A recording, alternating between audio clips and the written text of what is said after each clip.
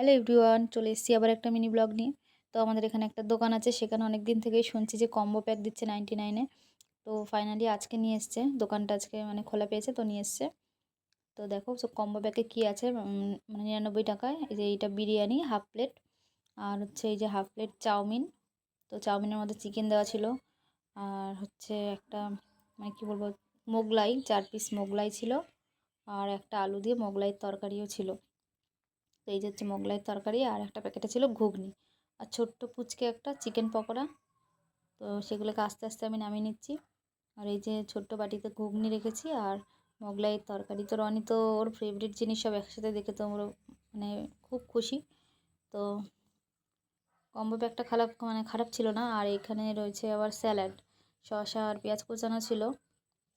রনিকে দিয়েছি, আমি বলেছি তোর যেটা ইচ্ছা সেটা আগে খেয়ে নে, তারপরে আমরা খাবো।